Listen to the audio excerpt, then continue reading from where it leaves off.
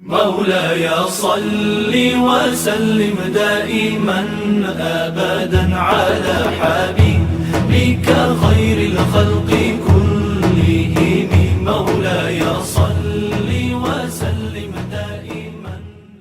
بسم اللہ الرحمن الرحیم. السلام علیکم.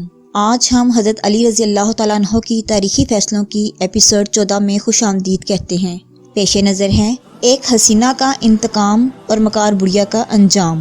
ایک روز کا واقعہ ہے کہ خلیفہ ثانی امیر المومنین سیدنا عمر فاروق اعظم رضی اللہ تعالیٰ عنہ حسب معمول مسجد میں نماز پڑھانے تشریف لائے. کیا دیکھتے ہیں کہ کوئی شخص عین محراب عبادت میں پڑا سو رہا ہے. آپ نے اپنے غلام سے کہا کہ اس کو اٹھاؤ. غلام جب قریب آیا تو اس نے دیکھا کہ یہ شخص زنانہ لباس میں ملبوس ہے. وہ سمجھا کہ انصار میں سے کوئی عورت ہے. اب جب بلایا تو یہ انکشاف ہوا کہ یہ عورت نہیں ایک مرد کی لاش ہے جس کے ہاتھوں میں مہندی لگی ہوئی ہے، زنانہ کپڑے پہنے ہیں اور اس کا گلا کٹا ہوا ہے. سیدنا عمر رضی اللہ تعالیٰ عنہ نے اس کو ایک گوشے میں رکھوا دیا.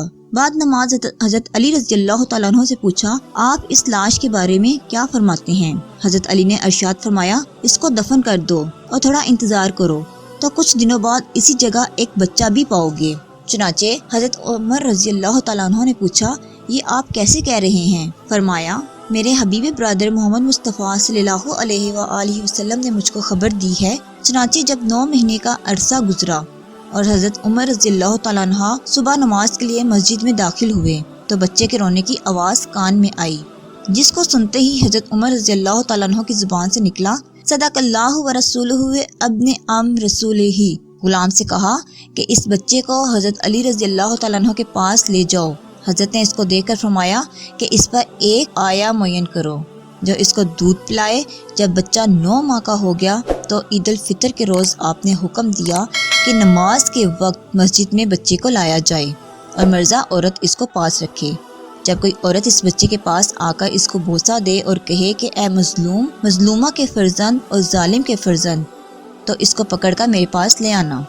چنانچہ مرزا جب اس بچے کو لے کر چلی تو ایک مرتبہ پیچھے سے آواز آئی میں تجھ کو محمد مصطفیٰ صلی اللہ علیہ وآلہ وسلم کی قسم دیتی ہوں کہ ٹھہر جا. چنانچہ مرزا ٹھہر گئی. اتنے میں ایک حسین و جمیل عورت دوڑتی ہوئی آئی. اس نے بچے کو گود میں لے کر بوسے لینا شروع کر دیے اور کہتی جاتی تھی اے مظلوم، مظلومہ کے فرزند، ظالم کے فرزند، تو میرے مرے ہوئے فرزند سے کتنا مشابہ ہے. یہ کہہ کر اس نے بچہ مرزا کے حوالے کیا اور چاہا کہ چلے. مرزا نے فوراً اس کا ہاتھ تھام لیا. عورت نے کہا چھوڑو. مرزا نے جواب دیا میں تجھ کو حضرت علی رضی اللہ تعالیٰ عنہ کی خدمت میں لے چلوں گی. یہ سنتے ہی وہ عورت لرزنے لگی اور مرزا کی منت خوشامد کرنے لگی. اس نے کہا اگر حضرت علی رضی اللہ تعالیٰ عنہ کے پاس مجھ کو لے چلو گی تو لوگوں کے سامنے میری رسوائی ہوگی جس کو میں حشر تک معاف نہ کروں گی. بہتر یہ ہے کہ میرے ساتھ مکان پر چلو، میں وہاں تجھ کو 2 یمنی چادریں خلقت فاخرہ اور 300 درہم انعام میں دوں گی. مرزا اس عورت کے کہنے میں آ گئی اور اس کے ساتھ مکان پر چلی گئی. عورت نے جو کچھ وعدہ کیا تھا پورا کیا اور کہا کہ عید قربان کے موقع پر بھی اگر اس بچے کو مجھے دکھا جاؤ تو پھر اتنا ہی انعام دوں گی. مرزا نے کہا بہت اچھا اور بچہ لے کر وہاں سے چلی آئی. جب حضرت علی رضی اللہ تعالیٰ عنہ کی خدمت میں پہنچی تو آپ نے اس سے کہا کیا ہوا، وہ عورت ملی تھی؟ مرزا نے بمکاری جواب دیا نہیں یا حضرت، میں نے تو کسی کو نہیں دیکھا. یہ سن کر حضرت علی رضی اللہ تعالیٰ عنہ نے ارشاد فرمایا اس صاحب قبر کی قسم تو جھوٹی ہے. عورت آئی، اس نے تجھ سے بچے کو لیا، روئی اور بوسہ دیا. پھر جب تم نے میرے پاس لانے کی دھمکی دی تو اس نے تجھے رشوت دی ہے اور آئندہ کے لیے بھی ایسے ہی رشوت دینے کا وعدہ کیا ہے. یہ سن کر عورت ڈر گئی، بولی اے علی رضی اللہ تعالیٰ عنہ کیا آپ غیب کی باتیں بھی جانتے ہیں؟ فرمایا غیب تو صرف خدا ہی جانتا ہے، لیکن یہ سب باتیں مجھ کو میرے بھائی محمد مصطفیٰ صلی اللہ علیہ وآلہ وسلم نے بتلا دی ہیں. مرزا بولی اچھا اب میں سچ سچ بتلائے دیتی ہوں. پھر اس نے پورا واقعہ بیان کیا اور کہا کہ میں اس کا مکان جانتی ہوں، اگر فرمائیں تو اس کو ابھی حاضر کروں. آپ نے فرمایا یہ عمل پہلے کام سے بھی بدتر ہے. جب تم نے اس کو آئندہ عید قربان تک مہلت دی ہے تو اب عید الاضحیٰ تک اس کا انتظار کر. عورت نے کہا بہت اچھا. اس کے بعد جب عید قربان کا روز ہوا تو حضرت نے پھر اس مرزا کو حکم دیا اور وہ بچہ لے کر مسجد میں حاضر ہوئی. بچے کی ماں بھی حسب اقرار وہاں آ گئی اور بچے کو پیار وغیرہ کرنے کے بعد اس نے مرزا سے کہا اب میرے ساتھ مکان پر چلو تو اتنا ہی انعام پھر دوں۔ مرزا بولی اب یہ ہرگز نہیں ہو سکتا کیونکہ حضرت علی رضی اللہ تعالیٰ عنہ کو سب کچھ معلوم ہو گیا ہے، اب تو تم ان کی خدمت میں حاضر ہو ہی چلو گی۔ یہ کہہ کر اس نے عورت کی چادر پکڑ لی اور عورت نے ایک سرد بھر کر آسمان کی طرف دیکھا، پھر اس کے ساتھ چل دی۔ جب حضرت علی رضی اللہ تعالیٰ عنہ کے سامنے آئی تو آپ نے اس سے خطاب کیا کہ یا تو خود اپنا واقعہ بیان کر دے یا میں بیان کروں۔ اس نے کہا نہیں یا حضرت، میں خود اپنا واقعہ بیان کیے دیتی ہوں۔ یہ کہہ کر وہ اس طرح گویا ہوئی، میں ایک دختر انصاری ہوں، میرے باپ کا نام عامر بن سعد تھا جو رسول اللہ صلی اللہ علیہ وآلہ وسلم کی ہمر کعبی میں شہید ہوا، اور میری ماں بھی ایام خلافت ابو بکر صدیق رضی اللہ تعالیٰ عنہ میں اللہ کو پیاری ہو گئی۔ اس طرح میں بالکل یک تنہا باقی رہ گئی اور اپنی ہمجولیوں اور سہیلیوں کے ساتھ کھیل کود کر بڑی ہوئی۔ ایک روز کا واقعہ ہے کہ میں کچھ لڑکیوں کے ساتھ کھیل کود کر رہی تھی کہ ایک بڑھیا ایک ہاتھ میں مالا جھپتی اور دوسرے ہاتھ سے لٹیا کھٹکھٹاتی ہوئی میرے سامنے آئی اور اس نے کہا تمہارا کیا نام ہے؟ جمیلہ، میں نے جواب دیا۔ باپ کا نام عامر انصاری، میں نے کہا۔ کیا تمہارے باپ کو سایہ سر پر نہیں ہے؟ بڑھیا بولی۔ نہیں۔ شادی شدہ ہو؟ نہیں، میں شرما گئی۔ بڑھیا نے میرے سر پر ہاتھ پھیر کر بہت سی دعائیں دی اور میری بے کسی پر رونے لگی، پھر بولی تم کو ضرورت ہے کہ ایک عورت تمہاری خدمت کیا کرے؟ میں نے کہا اس سے بڑھ کر اور کیا ہو سکتا ہے؟ وہ بولی تو میں تمہاری خدمت کے لیے حاضر ہوں، تم مجھ کو آج سے اپنی شفیق ماں سمجھنا۔ میں نے کہا بسرو چشم آئیے، آج سے یہ مکان آپ کا ہے۔ چنانچہ وہ بڑھیا میرے مکان میں آ گئی، اس نے مجھ سے وضو کے لیے پانی مانگا، میں نے پانی دیا، اس نے وضو کیا۔ اتنے میں نے اس کے لیے تازہ دودھ، روٹی، خرما لے کر آئی، لیکن اس کی نگاہ جو ہی کھانے پر پڑی زارو قطار رونے لگی۔ میں نے رونے کا سبب پوچھا، بولی بیٹا یہ چیزیں میری غذا میں شامل نہیں ہیں، میری غذا میں تو صرف جو کی روٹی اور تھوڑا سا نمک ہے۔ یہ کہہ کے وہ پھر رونے لگی۔ اس کے بعد کہا وہ بھی عشاء کی نماز کے بعد میں کھایا کرتی ہوں۔ یہ کہہ کے وہ نماز میں مشغول ہو گئی۔ جب فارغ ہوئی تو میں نے اس کی خواہش کے مطابق نان، جو اور نمک اس کے سامنے رکھ دیا۔ اس نے کہا تھوڑی راکھ بھی لا دو۔ میں اس سوال پر متعجب ہوئی، لیکن چونکہ اس کے زہد کی ہیبت میرے دل پر بیٹھی ہوئی تھی، اسی لیے بے چوں چراں راکھ بھی میں نے اس کے آگے پیش کر دی۔ اس نے اس میں سے تھوڑی سی راکھ اٹھا کر نمک میں ملائی اور اسے 3 لقمہ کھا کر پانی پیا، شکر خدا ادا کیا۔ پھر جو وہ نماز کے لیے کھڑی ہوئی تو صبح کی خبر لائی۔ اب تو میرے دل پر اس کی عبادت کا بڑا سکہ بیٹھ گیا۔ صبح کو میں نے اس کے اسلام کی غرض سے حاضر ہوئی تو بے اختیار میں نے اس کا سر چوم لیا اور عرض کی کہ آپ میری مغفرت کے لیے دعا کریں، کیونکہ آپ کی دعا ہرگز رد نہیں ہو سکتی۔ تھوڑے عرصے بعد اس نے مجھ سے کہا کہ بیٹا تم ایک حسین و جمیل لڑکی ہو، اگر میں باہر چلی گئی تو میں تمہارا یک تنہا رہنا پسند نہیں کرتی، بلکہ تمہارے پاس ایک انیس بھی ضرور ہونا چاہیے۔ میری ایک لڑکی ہے جو میری طرح بڑی عاملہ پارسا ہے اور یہ سن کے تجھ سے بڑی ہے، اگر تو کہے تو میں تیری خدمت کے لیے یہاں لے آؤں؟ میں نے جواب دیا عین مناسب ہے، آپ ضرور لے آئیں۔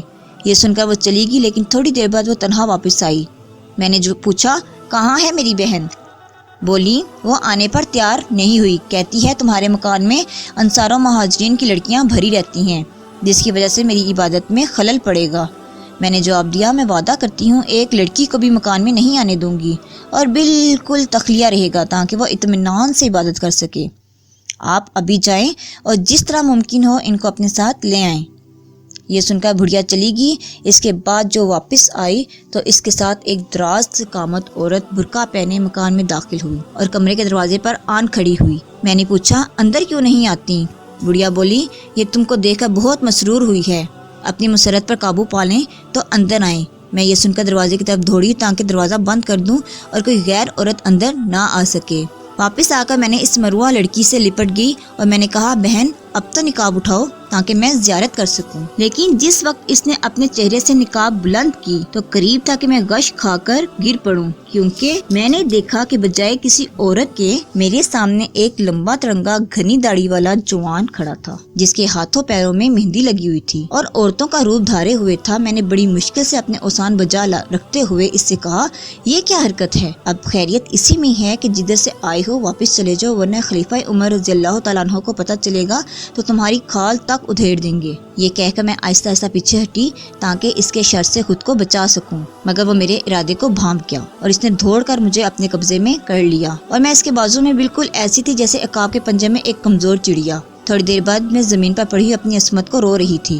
دوسری طرف وہ بدمستی میں پڑا ہوا تھا. میں نے دیکھا کہ اس کی کمر میں ایک خنجر آویزاں ہے.